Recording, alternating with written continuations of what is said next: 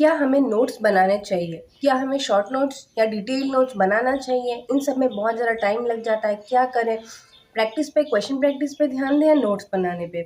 इस टॉपिक पे मुझे इतने ज़्यादा कमेंट्स आए एंड मैं हर एक स्टूडेंट को ट्राई कर रही हूँ इंडिविजुअली रिप्लाई करने के लिए, बट उनके डाउट्स भी इतने डिटेल में उन लोगों ने पूछा है, तो तुम लोगों ने, मुझे बहुत ज़्यादा अच्छा लगा एंड बुरा भी लगा कि मैं उतना डिटेल में एक्सप्लेन नहीं कर पा रही हूँ। That's why I have made this video and this video is mostly due for PW students, क्योंकि मुझे उनके बारे में ही पता है एंड डाउट्स जो आ रहे हैं वो सब पीडब्ल्यू के स्टूडेंट्स हैं, उन्हीं के टीचर के बारे में ही वो लोग पूछ रहे हैं, तुम लोग पूछ रहे हो, इसीलिए मैं पीडब्ल्यू के रेस्पेक्ट में ये वीडियो बना रही हूँ। मतलब जो जो चीज़ मैं बताऊँगी, जो मैंने यकीन बैच का स्टूडेंट होके जो फील किया, जो करना मुझे चाहिए, जो किया मैंने प्रीवियस अटेम्प्ट में, तब भी पीडब्ल्यू के ही स्टूडेंट थी, यकीन बैच के इस बार भी थी, तो क्या गलतियाँ मैंने किया था, किस चीज़ से तुम्हें अपना टाइम सेव करके कहाँ पे लगाना है, वो सब कुछ मैं सब्जेक्ट वाइज पीसीबी एंड ये video fresher, dropper and multiple year dropper सबके लिए मैं अलग अलग करके इस वीडियो में बताने वाली हूँ कि तुम अगर कौन से कैटेगरी में हो तो तुमको क्या करना चाहिए। तो make sure you watch this video till the end and video के एंड में मैं छोटा सा क्लिप भी लगा दूंगी, मतलब मेरे बायोलॉजी के, केमिस्ट्री के जो मेरे मटेरियल थे उनके मैं थोड़ा सा क्लिप लगा दूंगी, तुमको आइडिया मिल जाएगा। तो स्टार्ट विथ बायोलॉजी। अगर तुम एक फ्रेशर स्टूडेंट हो जो अभी 11-12 में आए हो, तो तुमको ज़्यादा कुछ नहीं सोचना, तुम्हें बायोलॉजी के जितना हो सके लिमिटेड अमाउंट में नोट्स बनाना चाहिए। एंड तुम एक चीज़ का ध्यान रखो, जो टफ चैप्टर्स है तुमको एक बार पढ़ने पे पता चल जाएगा कि लिविंग वर्ल्ड तुम्हारे लिए टफ नहीं है। टफ क्या है तुम्हारे लिए? Human physio. तो तुमको ऐसे नहीं पूछना कि मुझे पूरा सब्जेक्ट का नोट्स बनाना है कि नहीं बनाना है। तुमको जो सब्जेक्ट खुद के लिए इजी लगे उसका नोट्स तुम मत बनाओ। जो टीचर नोट्स बनाए उनको पीडीएफ को 2-3 बार रिवाइज करो एंड उसके बाद जो वहाँ से इम्पोर्टेंट लगे उसको अपनी एनसीईआरटी में हाईलाइट कर लो एंड बाकी जो टाइम है अपने पीवाईक्यू में दो, एमसीक्यू में दो एंड उनसे अगर तुमको कोई इंपॉर्टेंट चीज़ें मिले तो एक तुम कॉपी ऐसे बना सकते हो जिसमें तुम वो सब चीज़ें रख दो। ये वीडियो को अदरवाइज मत लेना कि मैं अपना कुछ सजेशन या एडवाइस तुमको बस इस बात के लिए दे रही हूँ, जैसे कि तुम लोग स्कूल में करते थे कि सीनियर से कुछ पूछ लिया कि ये कैसे करें, तुमने यहाँ से किया था, तुमको क्या क्या डिफ़िकल्टीज हुई थी, तो मैं कैसे कर सकती हूँ। मैं किसी पे मतलब ये नहीं बोल रही हूँ कि मैं अपना जो है पॉइंट ऑफ व्यू दे रही हूँ। टीचर्स के ऊपर पॉइंट ऑफ व्यू देने का अभी मेरा एज ही नहीं हुआ है, इतना मतलब मुझ में नहीं है। मैं बस तुमको ये बता रही हूँ कि हाँ, ये सब चीज़ें करोगे तो तुम्हारा टाइम सेव होगा एंड तुम इस डाउट में ना रहो कि मैं नोट्स नहीं बनाऊँगी तो मेरा नहीं होगा। नहीं, मैंने भी हर चीज़ का नोट्स नहीं बनाया था। It's up to you. जो चीज़ टफ लगती है उसको 1000 बार करो, उसका नोट्स एक बार नहीं 2 बार बनाओ। बट जो चीज़ तुमको आसान लगती है उसका नोट्स बना के तुमको टाइम वेस्ट करने की मेरे हिसाब से ज़रूरत नहीं है। जो बच्चे पीडब्ल्यू से यूट्यूब से पढ़ते हैं ना कि पेड बैच से, उनके लिए बेस्ट चीज़ है फॉर डिटेल लेक्चर्स, तुम 10 घंटे 12 घंटे वाले जो वन शॉट्स हैं उनसे तुम अपनी पढ़ाई स्टार्ट कर सकते हो। स्टार्टिंग में ही तुम 1-2 घंटे वाले माइंड मैप सीरीज मत देखना, क्योंकि वो सब चीज़ें रिविजन के लिए होता है। तुम डिटेल जो 10 घंटे 12 घंटे उन सब का लेक्चर होता है, जो बेसिक के चैप्टर है, chemical bonding, periodic table, physics के चैप्टर्स, मतलब तुमको जो लॉन्ग लेक्चर मिले ना तुम उन पे ध्यान देना। ये नहीं कि शॉर्ट शॉर्ट में चीज़ें सम अप कर दूंगी, तो इससे तुम्हारा बिल्कुल भी फ़ायदा नहीं होगा, क्योंकि शॉर्ट चीज़ हमेशा रिवीजन के लिए होता है। टीचर भी रिवीजन क्लास के स्टार्टिंग में ही कहता है this is for revision, but तुम ओवर स्मार्ट मत बनो। डिटेल लेक्चर पे अपना टाइम दो, क्योंकि सर लोग वही चीज़ आके यहाँ पढ़ाते हैं, तो तुमको डिटेल लेक्चर यहाँ से करने की ज़रूरत है। एंड जो नोट्स है उसके नोट्स तुमको डिस्क्रिप्शन बॉक्स में मिल जाता है, फिर ऐप में जाकर तुमको डाउनलोड करना होता है, तुम वो कर सकते हो। उसके बाद नोट्स लिखो, प्रिंट आउट करो, it's all about you. But detail lecture से स्टार्ट करो, उसके बाद रिवीजन के लिए माइंड मैप सीरीज़ है, ये है वो है, एंड फिजिक्स बायो का जो है हमारा NCERT line by line series है, जो respected Akanksha Agarwal ma'am and हमारे सबके प्यारे विपिन सर ने पढ़ाए हैं। वो मैंने नहीं देखा था क्योंकि वो लास्ट ईयर आया था, तब तक मेरा बायो हो चुका था। तुम उसको डिटेल में कर सकते हो, वो डिटेल में एनसीईआरटी के लाइन बाय लाइन से करवाया हुआ है।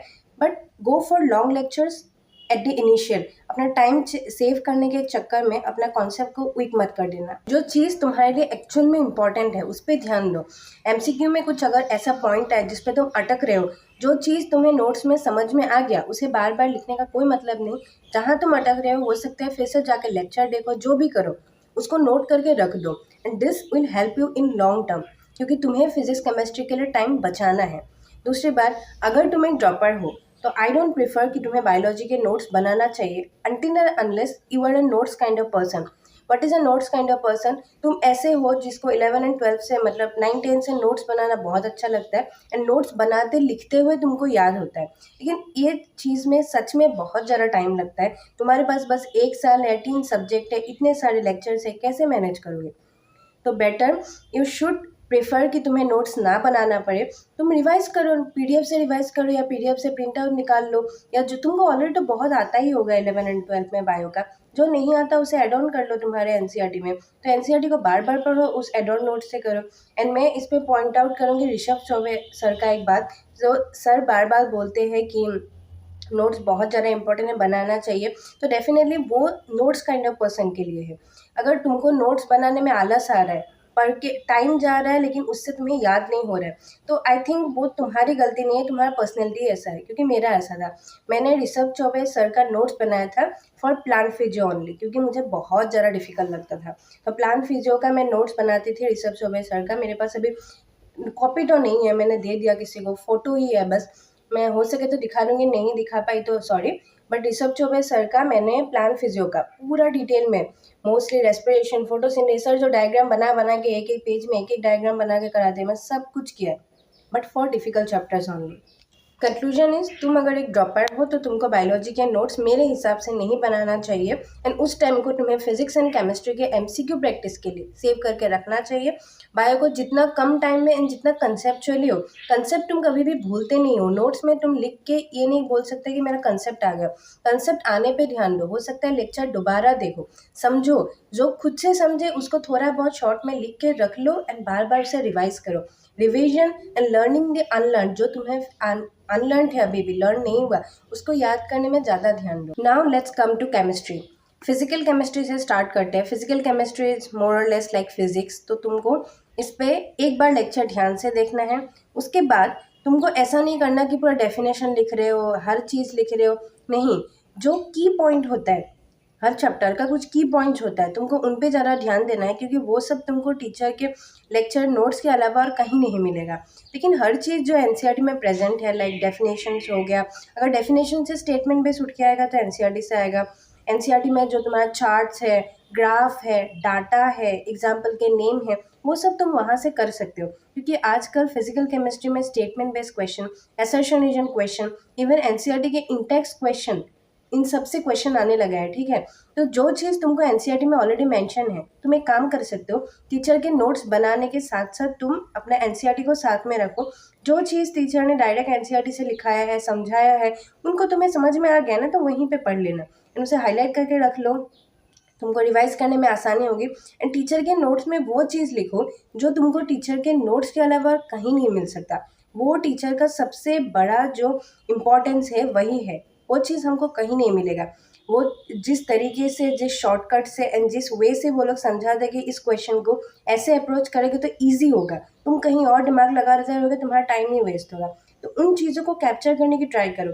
यही चीज़ है जो एक स्टूडेंट को टॉपर एंड एवरेज बनाता है। फिजिकल केमिस्ट्री में तुम अपना स्पीड इंप्रूव करने में ध्यान दो एंड जो की पॉइंट है, जो शॉर्टकट्स है, उन सबको एक साथ अगर हो सके कहीं एक कॉपी में कोलैब कर लो एंड उनको रिवाइज करो वहाँ से। एंड एनसीईआरटी को बहुत ज़्यादा ध्यान से पढ़ो, क्योंकि आजकल वहाँ से डायरेक्ट उठ के आते हैं क्वेश्चन, एंड पीवाईक्यू डेफिनेटली।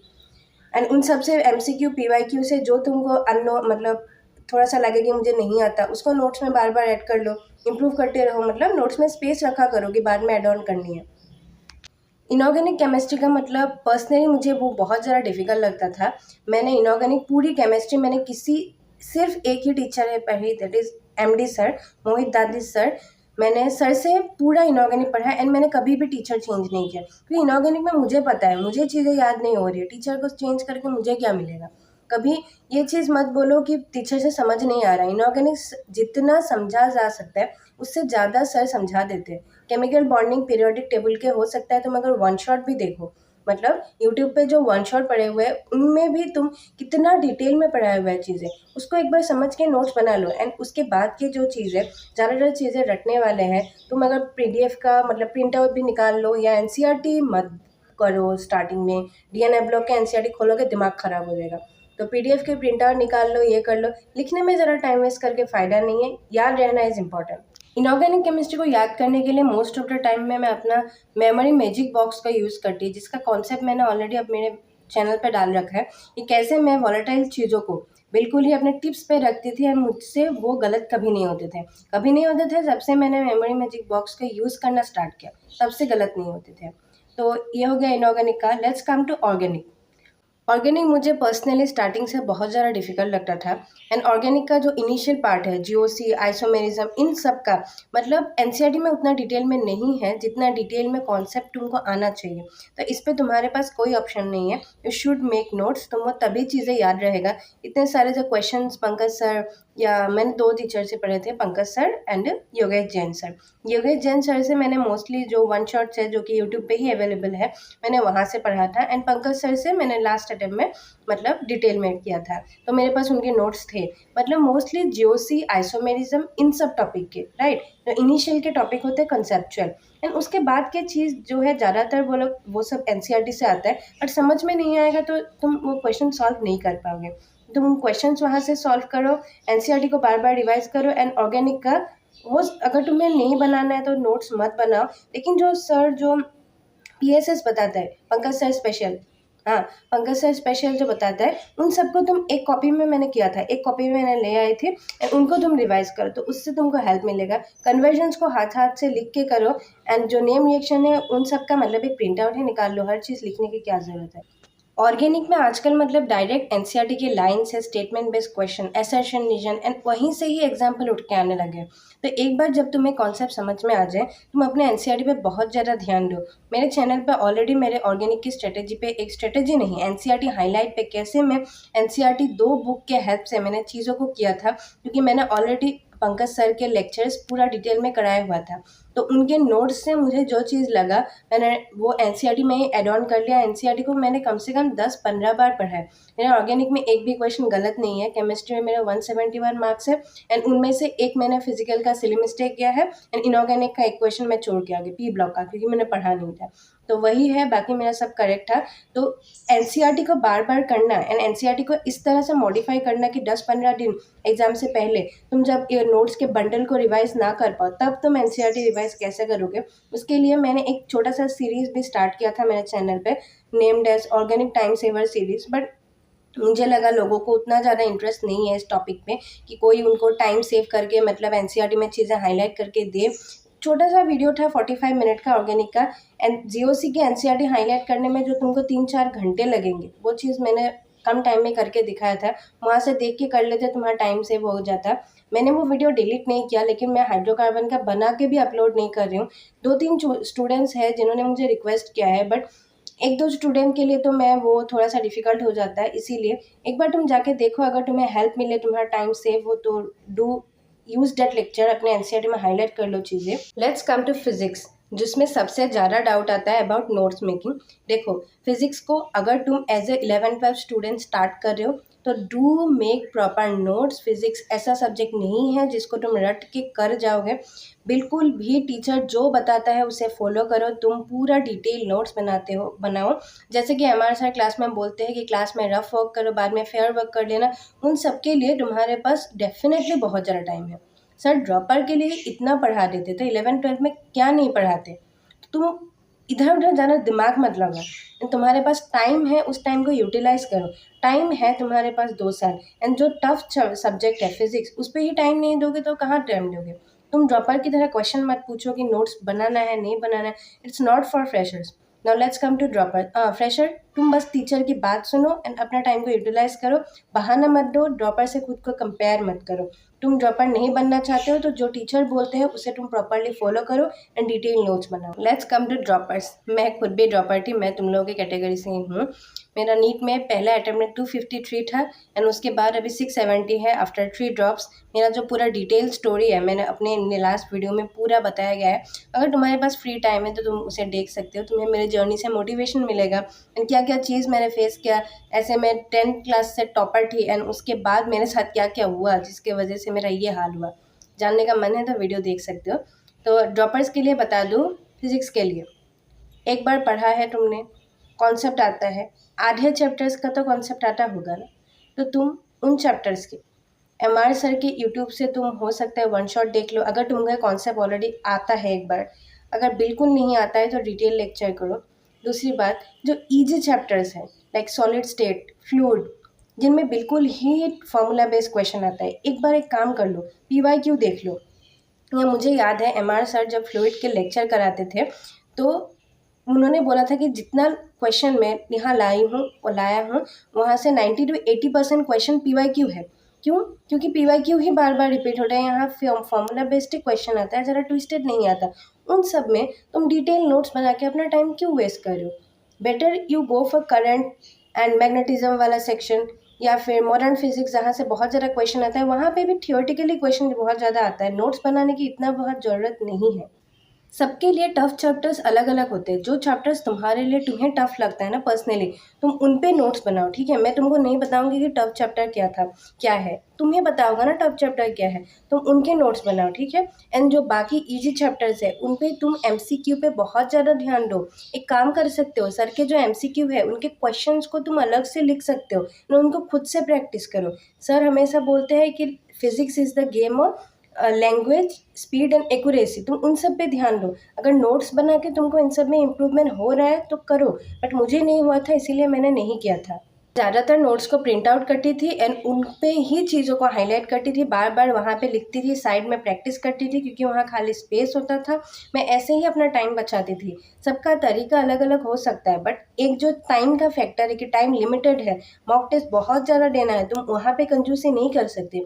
तुम यहाँ पे थोड़ा बहुत अगर अपना टाइम को मैनेज करो तो कोई ख़राब बात नहीं है, बट अगर तुम पहली बार पढ़ रहे हो तो यू शुड मेक नोट्स। अगर तुमको इस अटेम्प्ट में ऑलरेडी 110, 120 इस टाइप का मार्क्स आ रहा है और तुम्हें इम्प्रूवमेंट की नीड है, तो उस पर तुम नोट्स बनाने के चक्कर में ज़्यादा मत पढ़ो। For easy chapters like kinematics, इन सब का नोट्स बना के तुम्हें फ़ायदा नहीं होगा मेरे हिसाब से।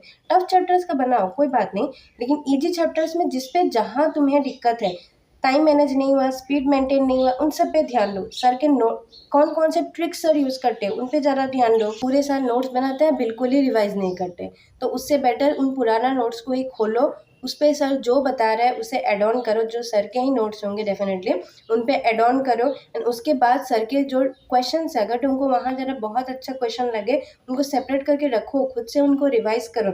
नोट्स बना के 10 घंटे 12 घंटे पढ़ रहे हो लेकिन उनको रिवाइज नहीं कर रहे हो या रिवाइज करने का टाइम में नहीं मिल रहा है, तो this is not gonna impact a good impact on your score. तो अपने स्कोर पे ध्यान दो, क्या चीज़ करने पे तुम्हारा स्कोर बढ़ रहा है, नोट्स बना के स्कोर बढ़ रहा है या MCQ प्रैक्टिस करके टाइमर लगा के, जो DPP है ऐप में असाइनमेंट है सर जो देते हैं, सब कुछ अगर करके तुम्हारा अगर बढ़ रहा है ना मार्क्स, तो उस पर ध्यान दो।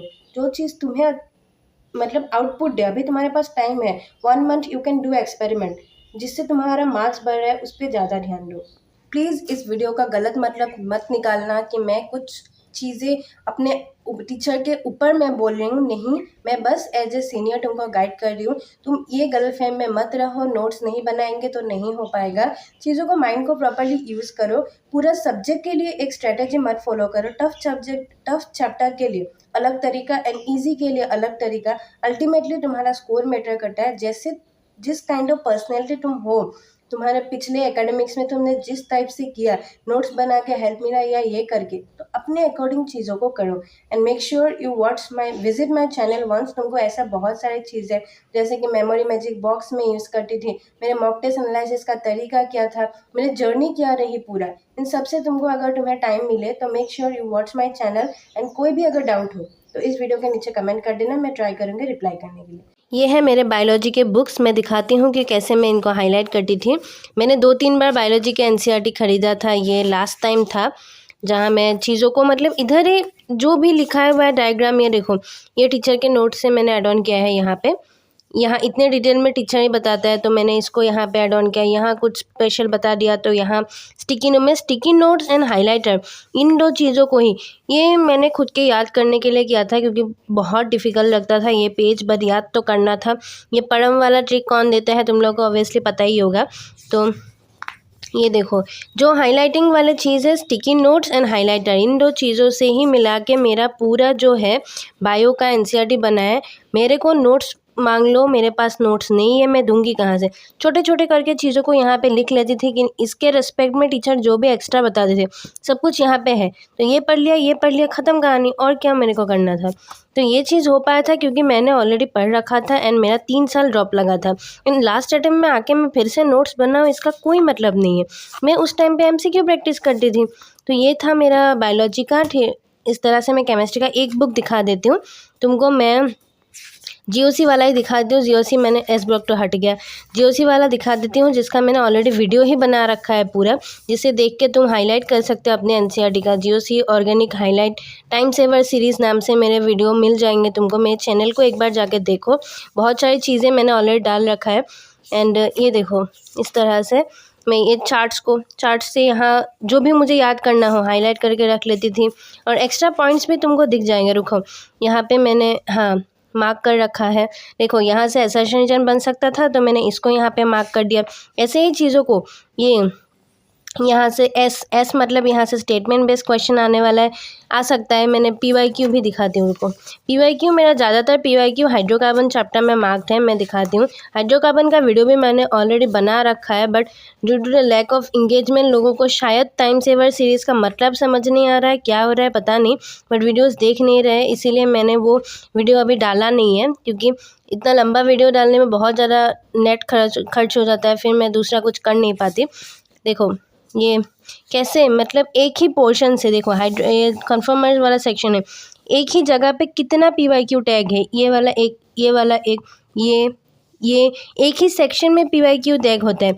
वैसे ही मैं एक सेक्शन दिखाती हूँ तुमको, GI वाला। रुको, कहाँ गया भाई GI आगे होगा कि पीछे होगा, सब भूल गई, देख रहे हो 3 महीने में दिमाग से सब फ्लश आउट हो गया। अरे चैप्टर ही ख़त्म हो गया, GI कहाँ गया?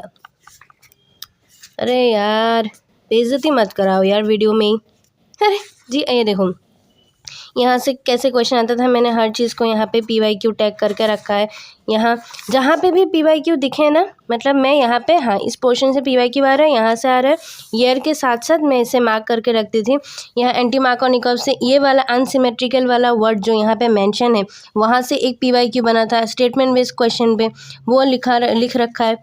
मुझे GI वाला पोर्शन में इसीलिए ढूंढने, हाँ मिल गया GI। देखो GI हम कितने डिटेल में पढ़ते हैं and it's very important to understand, otherwise तुम चीज़ें नहीं कर पाओ।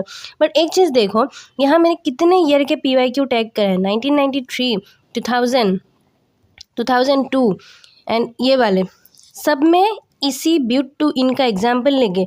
2009, 2000 इन सब में ब्यूट टू इनका एग्जाम्पल लिया, कुछ पूछ लिया, यहाँ से ये वाले लाइन से स्टेटमेंट बेस आ रखा है, इस वाले लाइन से स्टेटमेंट आ रखा है, स्पाशियल अरेंजमेंट वाला क्वेश्चन से आ रखा है।